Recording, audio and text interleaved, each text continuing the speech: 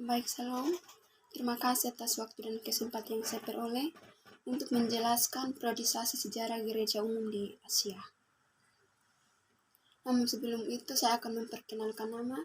Nama saya Anita Misa, NIM 203-2021-005. Kelas A, Prodi Sosiologi Agama. Periodisasi sejarah gereja umum di Asia dapat dibagi atas dua bagian. Yang pertama, zaman gereja Asia Lama dan zaman gereja Asia Baru. Zaman gereja Asia Lama dari permulaan kekristenan sampai dengan kira-kira tahun 1400 zaman. Ini dibagi dalam dua periode. Yang pertama, masa sebelum kelahiran dan kedatangan Islam. Kedua, setelah kekristenan berada di bawah kekuasaan Islam. Perkembangan gereja Asia Lama yang terdapat dua fase. Yang pertama, fase ini berlangsung sampai masa abad ke-5, di mana gereja masih dalam wilayah kekuasaan Kekaisaran Romawi, puncaknya sampai tahun 313. Dalam fase pertama ini terdapat dua fase, yaitu tahap awal di dalam kerajaan Partia yang kemudian berubah menjadi Persia. Tahap kedua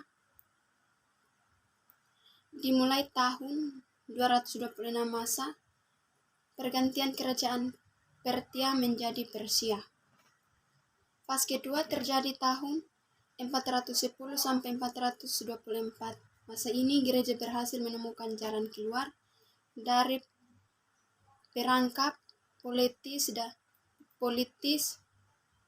dan tahun 410 gereja mencapai suatu persetujuan dengan negara. Terdapat dua persetujuan, yaitu pertama, negara mengakui gereja sebagai persekutuan yang sah dengan hak-hak dan kewajiban tertentu.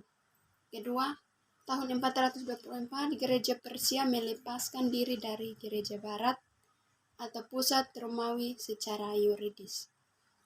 Zaman gereja baru, yaitu zaman Vaskon dan Gama, adalah zaman pekabaran Injil oleh orang-orang Barat, kurang lebih tahun 1500 sampai 1947.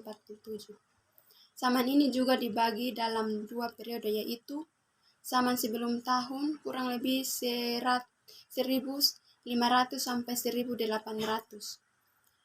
Dua masa antara tahun 1800 sampai 1947. Kesimpulan dari periodisasi sejarah gereja umum di Asia adalah secara politis, bahasa, kebudayaan, agama, dapat dikatakan bahwa usaha PI keadaannya lebih memungkinkan di Romawi dan di Persia. Merupakan sebuah rintangan yang besar karena kendala agama, bahasa, dan budaya. Sekian dan terima kasih.